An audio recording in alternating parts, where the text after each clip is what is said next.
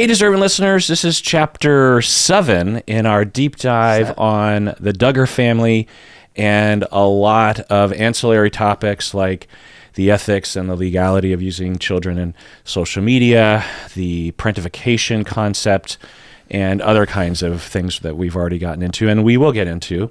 Welcome to the Psychology in Seattle podcast. I'm your host, Dr. Kirk Honda. I'm a therapist and a professor. Who are you, Berto? My name is Humberto Castañeda, and I unfinish basements. Okay, so to catch you up regarding the timeline, we've talked about the beginnings of the Duggar family, possibly the trauma that both Michelle and Jim Bob went through when they went through a difficult miscarriage experience. We talked about the possibility how that could have affected them emotionally and been a factor in them developing into the quiverful movement where they want to never not be pregnant kind of a thing, or never be unappreciative of the ability to have kids or something. Hard to know. But we went into that. We talked about how in 2002, way before they were on television at all, the parents discovered that Josh was abusing the younger girls, including a babysitter.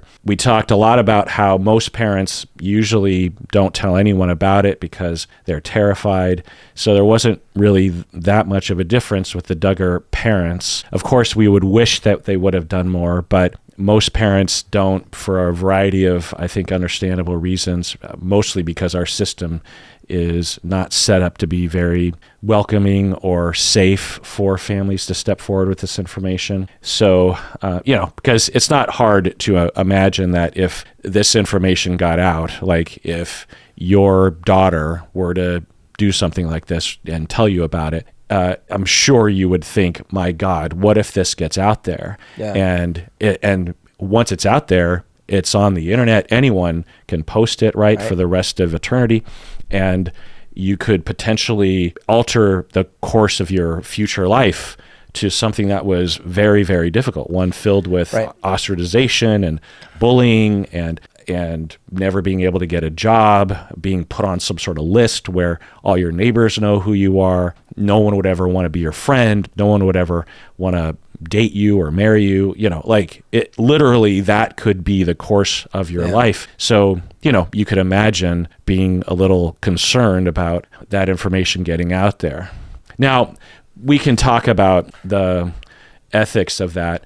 On one hand, of course, we want to be able to protect our kids against these kinds of predators, and they should be known to us, if one lives next door, particularly if they're at risk of abusing and they're being friendly with us and our kids are around and they seem to be a really good kind of fun uncle sort of character, you would want to know. So where's the line there between putting someone on public notice within reason versus ruining people's lives and maybe even setting them up for recidivization because they're completely ostracized and they might not have anything to lose. And it's well known that for perpetrators of these kinds of horrendous crimes, when they go through treatment and they get support, then they're much less likely to commit these kinds of crimes. Part of the thing is what you're bringing up is there is no, at least well understood, gradient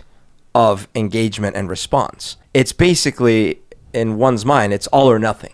Like basically either I just keep quiet or my child will spend a lifetime in jail. Even though that's not technically right, like mentally, I feel like that's what it feels like. Right. And there's no publicized or understood gradient of response. Like, actually, no, here's some guidelines. If your child is over this age and if the action has been this, if others are involved, here's who you call, here's what you do. None of that, right? So it feels not only overwhelming, but it does feel like if you pull a trigger, which first of all, you're not even sure which trigger, that it's like the end. Right. Yeah, and that's a total lack of awareness, education, everything. Right. And to be clear, the right thing to do is to contact a specialist because they're not going to publicize this information unless it's criminally necessary for some reason. They're certainly not going to just start blabbing about it or tweeting about it. And these individuals are perfectly situated and trained to treat the perpetrator such that they are much less likely to do this again, which is usually what the perpetrator wants. Psychopaths, maybe not so much, but the average abuser of children is not a psychopath. They have a condition and they're making justifications in their minds, and they might have been modeled this sort of behavior or something, and there is a path to not doing this in the future. There are many people, even without treatment, there are many minor attracted individuals who choose not to offend. So, the Duggar parents didn't report it at first, but they did eventually report it. It should be noted. Right. They did go to family friends, which isn't a specialist, but it's something. It's probably anecdotally more than average in terms of what people will do. Although I will say that anecdotally, if parents do one thing, they'll go to a family friend, Yeah. You could imagine that, right? Totally. And the other thing they did is again, this is not the right response based on what we've discussed, but they did go to the hierarchy of structure that they were within. They are supposed to talk about things with their elders in the church because that's the hierarchy they're in. Again, that's not what they should do in reality, but in their minds, they're like, well, I don't know. I called my cop friend. I did tell people I needed to know. I told the church. What else am I supposed to do? Yeah, and we don't know the motivation. They could have been saying, well, we'll go through the motions and then we'll not have to face this anymore. Or were they legit concerned about their younger daughters and other kids for that matter, and were doing what they thought was what you're supposed to do? Yeah, so they eventually do go to the church, and that involves a lot of people. I think they went to central headquarters with this information. So that's a lot of people that they went to who have access to the internet, that sort of thing. They, as you say, went to a family friend who was a police officer. It seemed, honestly, and we don't know. But I can imagine that happening. Like someone's like, well, let's talk to Bobby. Right. Bobby is in the force. Maybe he can advise us. Right. And why go to a stranger police officer when you can go to someone that you know? Plus, they live in rural Arkansas, so there might only be 3 police officers anyway. Well, now, it turns out that police officer has been convicted and incarcerated twice after the Duggars went to this police officer for child pornography. So did they know that? I don't know. Right. But so we have no way of really knowing their true intentions, motivations, boundaries. Like, for all we know, it was always a concern about hurting his political career and later hurting their show and stuff. But like you've pointed out, and at first, when you first said this in one of the previous episodes, I actually was like, wait, what? Because you said, a lot of families would react the same way. And I was kind of shocked by that. But then as we talked about it and I thought about it, I'm like, yeah, I guess you're right. Which family would immediately call the cops on their kid? It's hard to imagine. Nearly impossible. I mean, unless you've been having ongoing problems with the child that were highly concerning, then maybe. But it's not usually the case. I think it's really easy to be on a soapbox from the internet and be like, the parents are monsters for not protecting their younger kids, and because you've never been in that situation. As a person who has observed many families going through this sort of thing at various different points, sometimes I'm literally in the room with the parents and the kid when I discover this, when the information comes out. Like, one of the other siblings will reveal it in a family session, or the perpetrator. I've had even a child perpetrator just volunteer the information in session. And then other times I'll be the one that they call once it's been reported to Child Protective Services. So, I've been at all different points in the timeline, and I can tell you that the Duggars anecdotally were responding above average in terms of what I would see. The one part that I do think from the documentary and whatnot, where they completely dropped the ball, in my opinion, trying to protect the younger, especially the victims, is like parading them in the camera. Say, yeah, it's fine to get them in front of the cameras to defend their older brother. And like stuff like that is really bad and damaging. Right, and we'll get into the specific things that they said. Now, I want to be clear. I'm not saying the Duggars did a good job. I'm just saying they did an above average job. The average job that parents do is terrible, and that's a result of lack of education, lack of awareness, and a system that is not set up to, like I said, be very welcoming to not only families but also perpetrators. The system should be welcoming to perpetrators to step forward because they often do want help and they can get help, and there's not a lot of education around that. Plus, sometimes if they do step forward, they might be outed in ways that are not necessary and punitive, and they know that. So there's the system has a problem. I always just use the analogy of if you had an older sibling that was beating the younger sibling, right? Although still stigmatized and worrisome to parents, the pathway to treatment or even the police would be much faster and expedient, and without all the fraught issues that we've been talking about. So there's not even an expression like, oh, he's a beater, he's a sibling beater. I mean, there's stigma, but it wouldn't last the rest of your life such that you'd never be able to get married or get a job or anything like that. And the stigma is a lot more understood. Like, well, they are kids, and that sucks, but he's got to get correct. That behavior's got to get corrected out of him. Right. He has an anger problem. Yeah. Whereas you are an evil devil monster. Right. I mean, that's what people believe about perpetrators. And to be clear, I've treated some of these evil devil monsters. They exist. But among perpetrators, they are a small minority of those individuals. Where they're actually like psychopaths, sadistic. Early in my career, it's hard to know if they got better later on because I didn't work with them for decades, but I get chills just thinking about how obsessed they were with any sort of harm of another human being. I mean, and the amount of, just obsessed, and they couldn't control themselves. And that's the other part of this, is that unlike Hannibal Lecter, these individuals are caught very easily because they have a personality disorder that gives them a compulsion or a tendency or a distortion of perceptions that very quickly lands them in trouble and often in prison. Anyway. Yeah, like Bundy reoffending within minutes of magically escaping. You know? Right. So, he's sort of a special case because of the nature of the crimes. But they're just demonstrating that even though he seemed like an intelligent individual and stuff, none of that guarded him from the compulsions. Right? Yeah, the most poignant example is he is incarcerated twice, escapes twice. Upon his second escape, he actually manages to get away and get all the way from the West United States all the way to Florida. I know. And back in the 70s, that's basically like... You made it. You escaped. You're basically like across the Mexican border. You know what I mean? Like there's no tracking of individuals. There's no security cameras everywhere.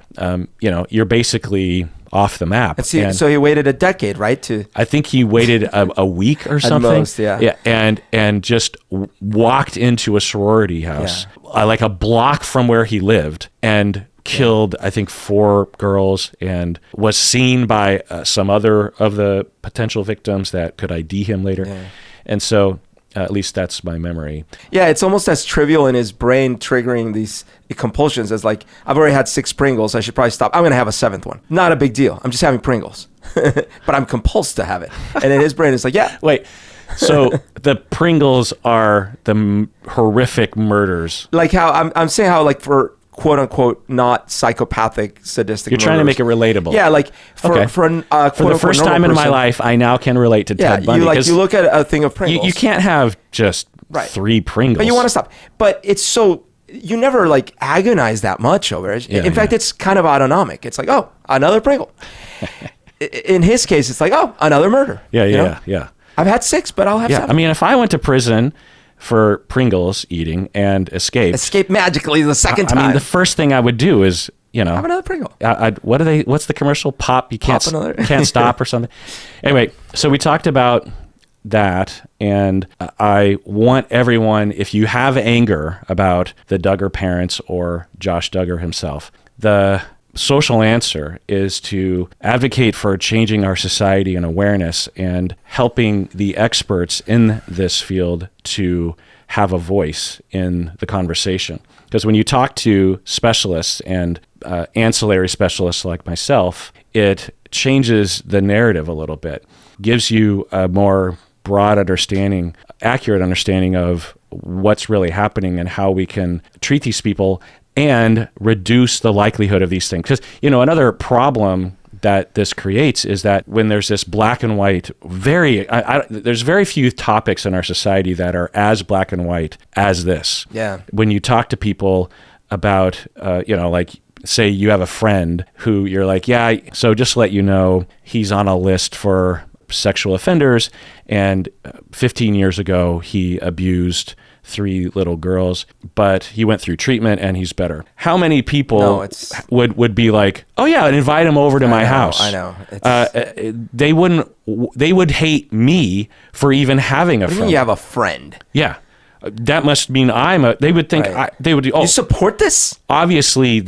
You're okay with this? Obviously, you're a predator yourself for being, so like, there's very few things that are as black and white in our society about this. So the answer is to make it more accurate and not as black and white. Now, like I said, there are situations where it is black and white, but those are rare, but we need to acknowledge that. Well, and here's what I'm not doing. I'm not letting this individual babysit my kids. Sure.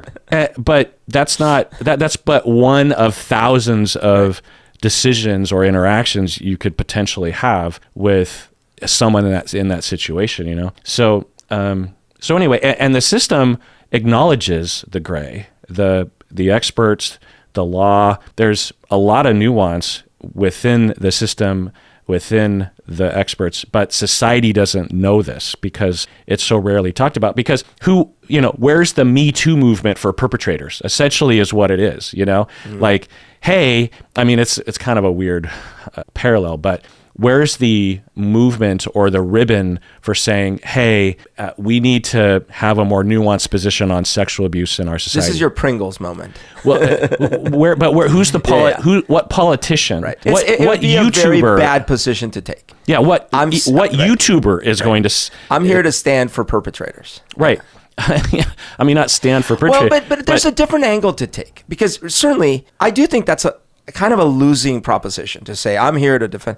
But really, and I think what you're getting at, and what I would be getting at too, is no. There's going to be more perpetrators, and it's going to be bad, and no one's going to know what to do because we're not changing the way we talk about it, the way we deal with it. The way I see it, I'm standing up for victims and future victims, because when we have a rational approach and a more welcoming approach to all those involved, guess what? Yeah. The victimization goes down. But it's like having that's a good parallel. It's abstinence only. Yeah. You see a problem like teenage pregnancy, and you're like, just okay, don't do it. And STIs, and you're like, okay, abstinence. Yeah. Problem solved. Yeah. And then you look at the statistics. Guess what? Increased STIs. Right. Increased teenage pregnancy. So alcoholism. Just stop drinking. Yeah. Just don't drink. Yeah. Or we won't talk about it. You can't talk about it in school because that promotes those kinds of things. So we'll just act like it doesn't exist. Guess what? More problems. So if we're actually going to lower the rates of victimization and pain and agony and trauma, then we have to acknowledge that these things are happening, and also just have a more nuanced position on these sorts of situations. Anyway, including the parents, such as the Duggar. I don't care. I don't give a shit about the Duggars. What I care about are all the families that might be listening, or people out there listening right now who might hear of another family who has a problem like this. My hope is that people will not just jump down these individuals' throats, that they'll actually be more rational about it. Now, if the individual is a true monster, then yeah, go for it. Because like I said, these are chilling individuals that probably should be in prison for a very long time. But those are rare individuals. And I don't think Josh Duggar is one of those people, honestly, given the presentation that we've heard. And if after being rational about it, like you're saying, contacting the right folks and stuff, the family or the people in question are not protecting the victims, then, that does require escalation and condemnation too, because ultimately, at some point, like you were saying in earlier shows, protecting the victims has to be the first priority. But yeah, it's one of these things we've also talked about before, how if you're growing up and you start having weird feelings about something, there are some categories that you can talk freely about and some that you should never mention to anyone. And those are the problem ones. Like, for example, you're growing up and you're like, you start feeling like, I don't know, I like watching a lot of TV late at night, so I stay up late. And that's probably something you can bring up to your parents or maybe a friend or something. But if it's like, I'm starting to be attracted to young kids, that's not something you could ever bring up. And so since you can't bring it up, you're going to stuff it down in there until it either, you do something or you take your life or something, really bad. Right. And so again, none of us would ever say like, it's cool, love children. No. It's actually, you need to be able to talk about it with the right folks, and everyone needs to be able to be receptive to it and point those folks to the right folks. Right. Because otherwise you bury it and then it explodes. Right. 95 out of 100 cases where someone realizes that, I don't know if that's the exact stat. It's hard to know because the gathering of data regarding this is extremely difficult, obviously. But anecdotally and according to some experts will say 99.9%, but I don't necessarily anecdotally experience that. But a very high number of individuals that realize when they're young that they are attracted to minors are treatable. And the marker for those out there who might be looking for something in the future to take note of to indicate that we have succeeded, which I don't imagine happening in my lifetime. So this is for the younger people that will outlive me, is to look for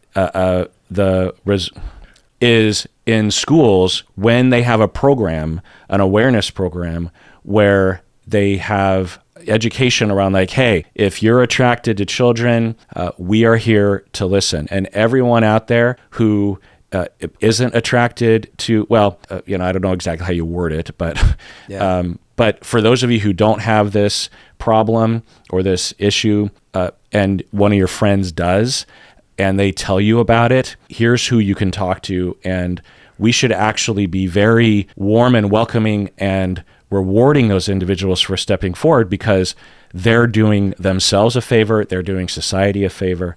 And so when we see in the future, after I'm dead, I'm thinking a program in school that actually, in maybe all schools across the United States, that actually addresses this in a rational way to raise awareness and to have an open door policy to teachers or counselors on campus that actually works, where people actually step forward. Because in the average elementary school or middle school or high school, there's probably at least a handful, if not more, of individuals that absolutely know that they have this attraction to younger children and are suppressing it or something. So it begins there, right? It begins in schools, it begins at home.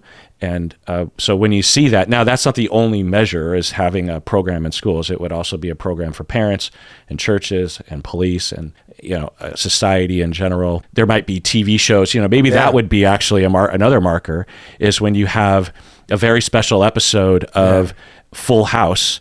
And one of the main characters has this. And goes through the process of treatment or something. And it's like prime time, 7:00 on a Thursday.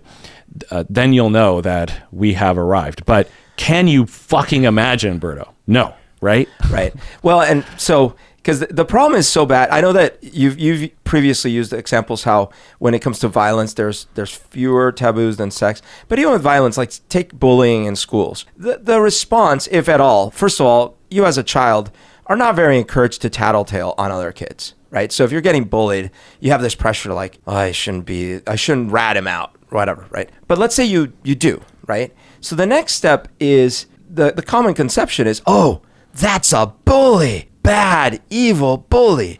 You're a victim. And it occurs to me, like, actually that's all perpetuating this thing of like, the only possible response is this all or nothing. And granted, way less stigma when it comes to that than what we were talking about. Right. But still, what about that bully? Why are they a bully? Yeah. Aren't they going through pain and struggle? What is going on? And we don't have to talk about schools. just look on the internet. Right. The whole Karen phenomenon. Every time I see a quote unquote Karen video, I am, at least most of them, I'm thinking, okay, yeah, that individual seems unhinged, and from the looks of it, they're being very unfair. And that person is struggling. Right. There's something going on with that person. This is not an isolated event. Yep. They don't go home and smile and have a wonderful life outside of whatever was happening in that Home Depot as they're yelling for the manager. Yet this individual has probably a lot of trauma that's being triggered. Yeah. So, and it not just Karen, but sometimes they'll call them male Karens, which is just evidence of how sexist that term is. Sometimes they'll call them Kevins, I think, or something. Anyway. Oh, really? Kevin? Yeah. Why did Kevin but that doesn't really, most of the time, anyway, point is that you just have to look at even mature, quote unquote, adults who are on the internet and just black and whiting these situations all the time. We're just looking to ostracize people because we're all walking around with tremendously low self-esteems, and we need to compare ourselves to others and push other people down to temporarily make us feel like we're worth it, And that is just the cause of so many problems in our society. But anyway. Especially if you can intervene when they're kids, Yeah. So we talked about that, and we just, again, talked about it. I think we furthered the conversation there. We also went into the specifics on the timeline regarding who was told what and when. We talked about how the Duggars rose to prominence with TLC in the mid-aughts.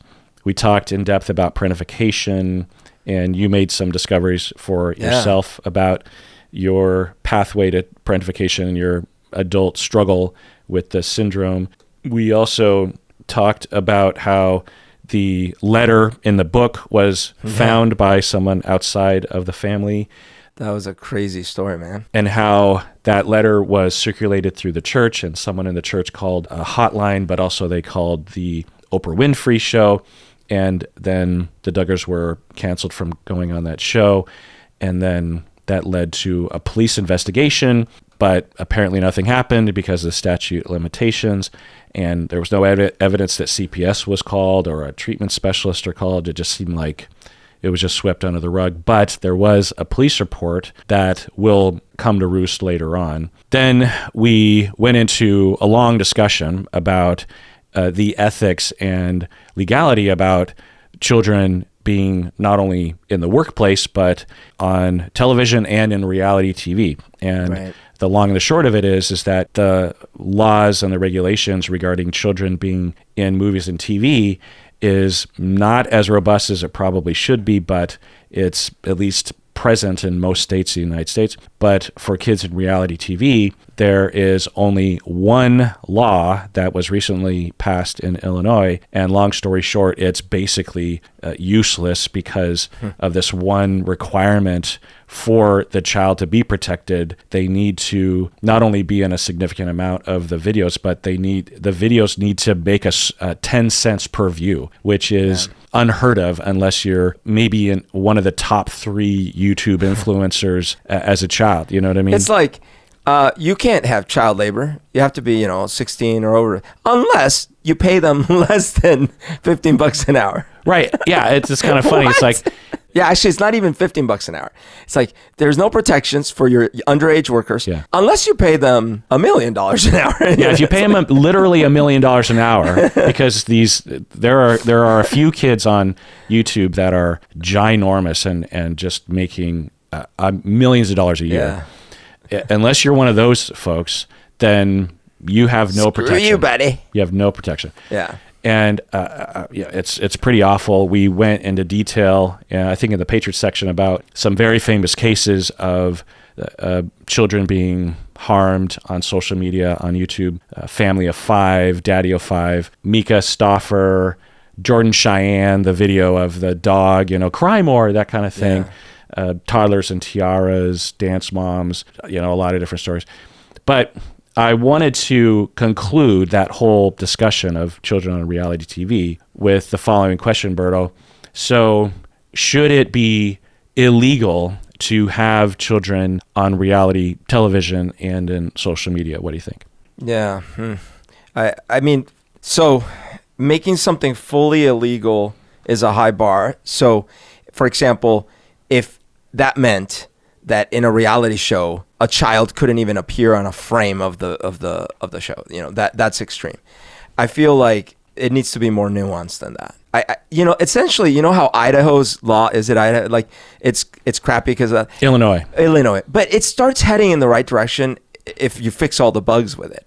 So like, I think some nuanced laws is what we need, not an all or nothing. Mm-hmm. I think what's there for Hollywood is probably not enough, but so no, I don't think it should be fully illegal, but it needs a hell of a lot more protection, and more than Hollywood, because as we discussed before, the when you're actually showing quote unquote your real life, that has bigger, broader, longer term implications for your own life than when you're portraying a character in a movie or show.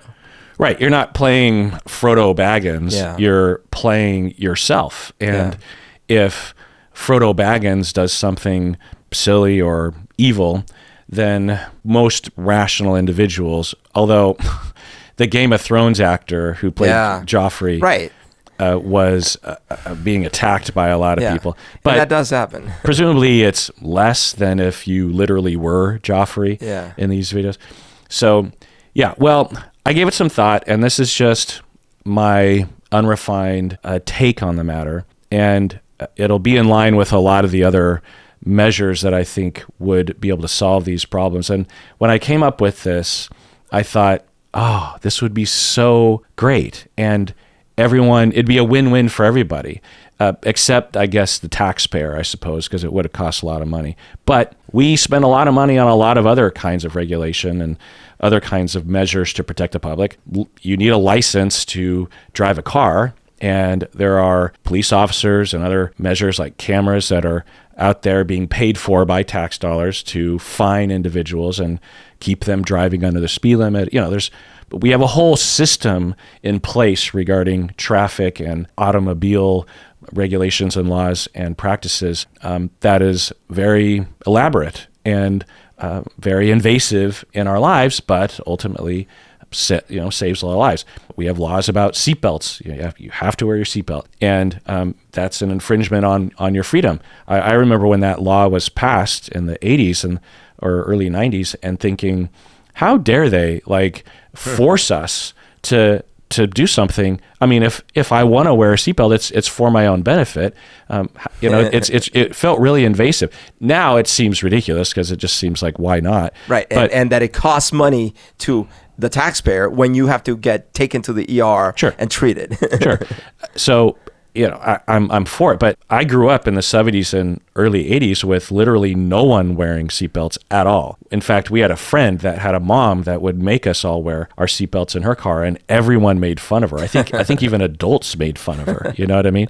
How stupid. Yeah. So now we were wrong, but my point is that in the absence of regulation and law, it feels like it shouldn't happen because it's too elaborate, it's too invasive. But once those things happen and you see the benefits of it, then you're like, it is good that the government, because it's government reducing our freedoms and government imposing fines and annoyances in our life that were not there before, even though it should be our right to choose, that kind of thing, but within reason. So what my solution is to children in reality TV and social media, it should either just be illegal, just flat out. Like, for example, there are laws that regulate the release of information from schools, like elementary schools or my university, called FERPA. You've heard of HIPAA, but there's also FERPA that regulates the release of information, because there, I believe, were cases where a stalker called a university or a high school or something and wanted information on a student and got the information and used that information to, I think, kill somebody. Oh my God. Something like that. I don't quote me on that. But the point is that there are certain things in our society where you're just like, you can't do this to children. I mean, aren't there laws about putting children in news stories and this sort of thing? There must be. I don't know. Yeah. But no, there are obviously, look, you can't go into a bar if you're a minor. Yeah. You can't be in the front seat if you're under a certain weight or age. Yeah. You have to be in a booster. Like, there's all sorts of rules about what kids can and can't do. They probably can own guns in certain guns jurisdictions. are fine. Guns are totally cool. So they can't drive a car before a certain age. So either it just needs to be completely illegal. Like, you can't have children in reality TV shows. You can't have, maybe 16 or something would be the cutoff date, but I would even argue that 18 is maybe a little young, because the point is that can we be assured that a child, even a 16-year-old, knows what they are consenting to when they are consenting to being on a reality TV show? I would say not. So that there's a parallel to this, that there should be a lot of regulations on reality TV, even for adults, that there should be advocates and laws in place such that, like, for example, on Love is Blind, they have this clause that you sign in the contract that says, if you walk off the set at a certain point, once you cross a certain line, we can automatically fine you for like $100,000 or $500,000 or some large amount of money. And that is unfair, because for people that are essentially labor, you wouldn't have, if you signed up to work at McDonald's and there was a clause that says, if you get injured on the job or you're being yelled at by your manager, you can't quit. You can't quit. You can't walk off the job, because you will automatically be fined. Yeah. Not just sued, because suing requires actual going to court, and you got to prove stuff. Yeah, this is just automatic. This is automatic. It's just going to happen. There should be laws against that, because for cast members, they don't exactly know what they're getting into. They're reading a contract. They've watched reality TV themselves, but they have no idea what goes on behind the scenes. Like I was saying about working at McDonald's, most people can intuit what it's like when they sign up to work a shift at McDonald's, right? It might be surprising in some ways, but it's not going to be shockingly different than and yet you can still quit on a dime. Right. So there should be laws for that. But anyway, so if children are going to be allowed to be in these reality TV shows or on these influencer YouTube channels, this kind of thing, then the following measures I think should be in place. One is that, the first thing I'll say is that parents should be allowed to post pictures and videos of their kids on Facebook if it's relegated to a small audience. I think people understand the line, and maybe it's a little squishy at times, but I think most people understand the line between posting to 300 Facebook friends and trying to get a YouTube channel going that's public to everybody. If you're going to write it into a law, you could do something like, if it's an open network, you can't do it. Right. If it's a closed network of no more than blah number, right, 1 million, 1,000, whatever, right, then you can do it. Right. And there would be oversight to tell the difference, because you might have someone that has, say, 3,000 friends on Instagram, and it's a closed network, but the nature of the content is exploitative to the child. So you need oversight. You need some sort of government body to oversee this. So let's say that you have a YouTube channel with children on it, because that's the main issue. I mean, reality TV also is a big problem, but the freedoms that these families take on YouTube, because with reality TV, at least you have the production team will temporarily make content for their reality TV show, and then the kids and the families go off on their own for 11 months out of the year. For these YouTube influencers, it's 24/7, 365. So, and the quote producers might be their parents. Right. So there's no advocate for the kids. Right. So for those kinds of situations, there would be a clear disclaimer by law that these channels would need to have up front, maybe at the beginning of every video, that says, if you believe as a viewer that there's a problem, here is the number that you can call. Nice. It's essentially CPS, So there's a clear government body that has been designated, that has been informed to the public, that they can essentially report things.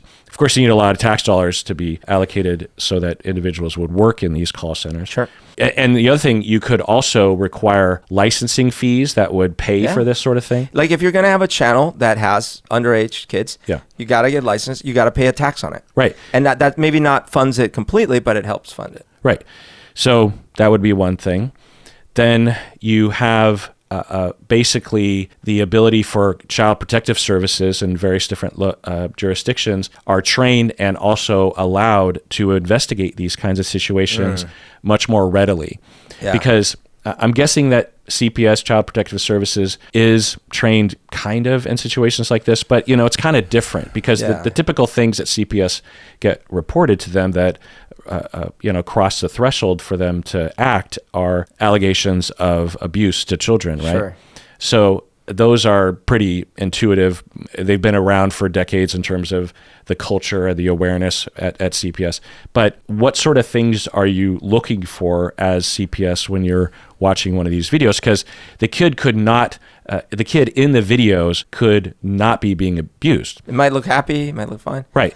But you might be able to see signs of, like, if you see evidence that the child is being filmed a lot throughout the day. Right. Or the topic is questionable as to whether or not the kid really wants to be talking about that. Yeah. Even though they're quote unquote willingly talking about it and maybe smiling. They're put in dangerous situations. It's any number. Yeah, totally. So CPS would be trained and their jurisdiction would be expanded, I suppose. Also, CPS would conduct random on-site audits in the same way that you have a health inspector come into a restaurant. When I think about other government regulations that taxpayers pay for the protection of the public, it just seems obvious that something like that should happen, right? Oh, yes, but you and I depend on this system being in place. Like in Washington State, or at least in Seattle, when you walk into a restaurant, they have to have this post, this flyer or this thing that says their grade as to the last time they had an audit, right, that someone just showed up and did a health inspection. The top is excellent, and then there's good, and then there's fair, and then there's poor. Yeah. Really easy, and it's big, and there's a letter grade, and every time I walk into a new restaurant, I look at that and I go, oh, okay.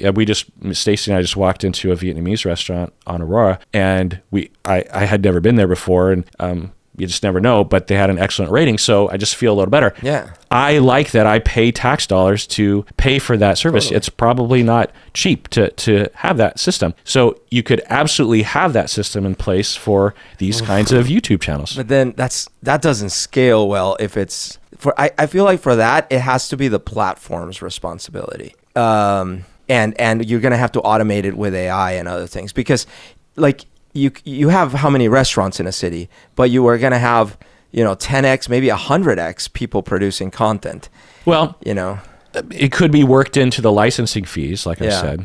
And if you only did it to big channels, then you run into the same problem that we were talking about Idaho. It wouldn't be just big channels. I know, right? But if it's not only big channels, you can't scale that properly. Well, maybe it wouldn't be elaborate in terms of the allocation of tax dollars, but it would be enough of a concern, because most people don't want to break the law, Right. And so they would just be a little bit more incentivized to make sure that, like most restaurants don't want to make food that is going to harm their patrons. But that threat of the audit probably just keeps them a little bit more conscientious, right? That's why I think like it should be required of the platforms like Instagram, YouTube, whatever, where if you have a channel that the people putting content on that channel include children, because when you upload a YouTube video, one of the things you mark is whether this is for children, but it also includes whether the video includes children. Mm-hmm. So if your video is going to include children, then maybe part of the thing is that it's YouTube or Instagram, whoever's responsibility to audit those things. Yeah. And if they don't, they get fined by the government. They get shut down. They can't host those channels, whatever. Yeah. The economics of that, though, would be a little funny, because say you're YouTube and say there's no family channels, no kid channels currently, and someone wants to sign up for one. Well, they have no audience, meaning they'll get no views yet. You don't know.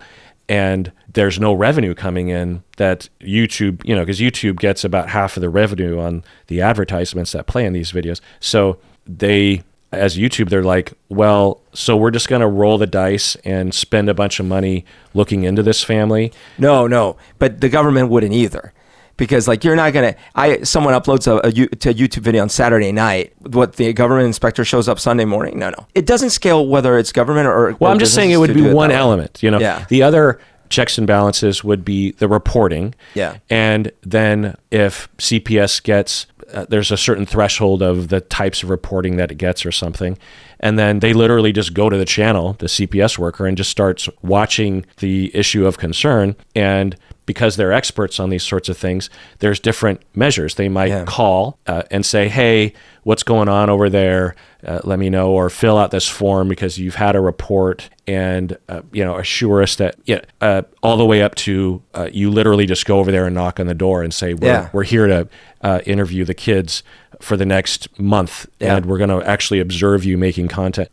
There's things that, I'm not an expert on these kinds of implementations of agencies, but I can see it working. I can see it. At least we have CPS right now. It's underfunded, but it does work to help a lot of people. And it's in place to protect children. Thus, we have lower rates of child abuse, presumably. It's hard to measure these kinds of things, but presumably because of CPS, we have a lower rate of child abuse than what we would have otherwise. Have we eliminated child abuse? No. But with this program, would you eliminate children being abused on influencer channels on reality TV? No, but the rate would go down. Yeah. You know what I mean? And again, I think this is where AI could really help, because you could do things like automatically train models on detecting red flags and yellow flags.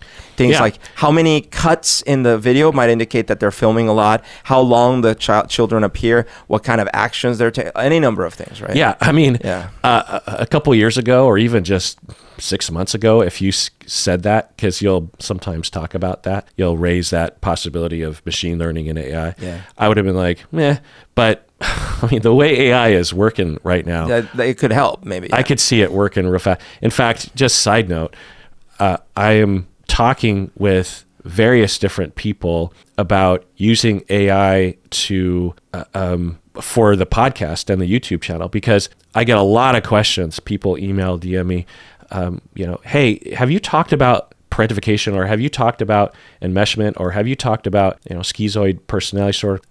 And I'll be like, I think, and I probably have, but unless I have an episode that is literally titled enmeshment, which I don't think I have, then you just have to listen to my entire catalog and maybe look for a title that is kind of related, but especially when you're talking about my reaction videos, those things are titled often of the individuals it's just like Ed and Liz number 50 or something, and there won't be any indications or very little indications of what I'm talking about. Whereas AI right now is at the point where they can go through my entire catalog of 4,000 episodes or something when you include all the reaction videos, and not only just look for words and phrases, but also look for concepts, right? It doesn't just look for the word. It looks for like, well, he's not saying the word enmeshment here, but he's talking about the concept of enmeshment. Right. And then, and actually, one of the fans actually made a tool that actually does this right now. They said they didn't want me to share it with the world because it's on their own private server. Anyway, so that's another measure. Also, tax dollars obviously would have to be raised to pay for this expansion of child protective services. There also does have to be nuance. For example, I was thinking about how you might be, your kid might be doing really well in basketball. So you're putting up some videos of some of their games, right? Is that a YouTube channel focused on kids? Well, it does have an underage person who is the focus of the videos. But right. So, it's similar to like with copyright law and fair use, right? I lament this, that for me on my channel, the line between fair use and not fair use is extremely squishy and variable. I've watched a lot of YouTube videos, ironically, about fair use. I've also talked to lawyers about fair use. And what they'll say is, well, it kind of depends. It's in the eye of the beholder. Yeah. One jury or judge might rule this way. Here's the general guidelines. But if someone really wanted to make it, it's sort of like when Ed Sheeran gets sued for copying a song, and someone else, who was it? Was it Katy Perry or someone? And one trier of fact will find that the artist it was in fact copying, and the other one will be like, no. So it's kind of in that zone. Well, it's like the Blurred Lines was a Marvin Gaye song. The Marvin Gaye estate sued Robbie, whatever, and Pharrell or whoever about Blurred Lines. Yeah. They lost the suit, meaning they won the suit, so the Robbie and Pharrell lost, and they had to pay some royalties. Yeah. Thick. But in the last case, he won. Ed Sheeran won. Right. So it would probably be something like that. But the example that you gave, most people, similar to with fair use and other kinds of legal lines, most reasonable people, including most triers of fact, juries and judges, would not consider a parent filming a soccer game, posting it on YouTube for the other parents and kids to watch, maybe friends of friends, like grandparents that weren't there. Most people would understand that that's not the sort of thing that needs to be looked into. What if it's LeBron's dad when he's coming up, or LeBron, someone's filming their kid that's actually getting a lot of media attention, so the YouTube channel blows up, but it's still just games. Then you're starting to look at an exploitative, because the question is a risk of exploitation and harm there. Like you're making $1 million a month because people are watching your kids' basketball games. When you film a soccer game of your kids and post it, and there's literally 17 views, most people would understand that the motivation was not to make money. The motivation was just to share it with random people. The chance that other people would want to watch it now, if you filmed, say, close-ups of their bottoms or something. Or what if my channel, which I'm going to create... Well, let me finish that so that people don't... and it seemed, even if it was inadvertent, right? Yeah. If you had inadvertently sexualized, and it wasn't your fault, it was just circumstance or something, and it maybe gets 500 views or something, and you bring that to the regulating body, they'd be like, yeah, because of this one angle, you can't do that. This needs to be taken down, or maybe you're fined for that. And as a parent, you would know that. You would know, like, well, I can shoot this kind of footage of children and post it on a public site, but I can't shoot this kind. I think most people understand. And if you had specifics regarding the regulations and that was made public, then it would help guide that, because no one wants to post a video of your kids and have predators not only identifying a potential victim, but also just getting off, if you will, and creating inadvertent child porn, which does happen currently, but there's not a lot of regulations or government agencies that have the time, because of tax dollars that are paying for their time, to actually look into these things and educate the public. I was going to give a similar example in the sense that, what if I just have a channel, I only have like friends and family watch it, but it's me berating my kids while they're playing their soccer game. Well, then you're getting into not the influencer side of regulations, but into the current standard of child abuse. Verbal, emotional abuse is considered child abuse. But if that YouTube channel starts gaining traction, then now then you have two regulating areas that you're getting into. One is just flat out abusing a child, whether it's on the internet or not, and two is you're actually exploiting that for your own. It's all this nuance gain. Why I think that ultimately, I don't think the right answer is like, it's banned. You can't have children in YouTube videos or whatever it is. But you do need regulation. I like your ideas. Regulating body, licensing, clear numbers you can call, websites you can go to report, blah, blah, blah. I mean, arguably, it's just as dangerous as driving a car. You know what I mean? Yeah. Like, there's a lot of damage that you can do as a reality TV show and as a parent that is exploiting your kids for money on YouTube. There's a lot of incentive to the parents to exploit. Right? That's another factor here is when you're making millions and you're getting all these demands from fans, it's really easy to lose sight of the core of your soul of parenting, which is to protect your children and raise them right. And especially if you've been compromised yourself, you were abused growing up or something. And I hadn't thought about this, but imagine the next generation of parents who were exploited on YouTube by their parents, and the standard or the normalcy will shift such that it's like, well, doesn't every parent exploit their children? Or even if you weren't personally exploited, what if you were a consumer of that content and you basically got sort of traumatized by it to believe that that's okay, feel that that's okay? Right. The other thing is that the current laws that are being, the one law that was proposed in Illinois regarding reality TV and influencers, and all the laws that are around for kids on TV and movies, generally focus on the money. They focus on what? Sorry, I just realized that the second time I mentioned Illinois, I still said Idaho the second time after you had told me it was Illinois. Because I'm like, wait, it's Illinois? I can't get those I states. Have you been to Illinois and or Idaho? Are they in the United States? Yeah. I mean, have you been to Idaho or Illinois? Which one has Chicago? That's Illinois. So I guess I've stopped in the airport in Illinois. You haven't been to Idaho? I mean, it's right next door to Washington. Oh, I have been to Idaho. Okay. I was there when the smoke was really bad a few years ago. Okay. It was like 350 or something. Yeah. We couldn't go outside. I don't know if right now, but it was really bad in Idaho and Spokane. Yeah. Anyway. So the current law in Illinois and a lot of the laws in TV and in movies for children, trying to protect them, a lot of it focuses on the money, putting the money aside in a trust fund. In Hollywood, you could argue there's more protections, like making sure that they don't work a certain amount of time, making sure they're not doing dangerous things. They have schooling, right? That you have to make sure they have schooling. So there's a little bit more there, but there's still insufficient oversight on the pressure that a producer could use on children and on the parents. Also, the kids are often left alone with people, adults, and sometimes they're predated upon. So, but the one thing that the court does oversee is making sure that 15% of the revenue is put aside in a trust fund for the kid.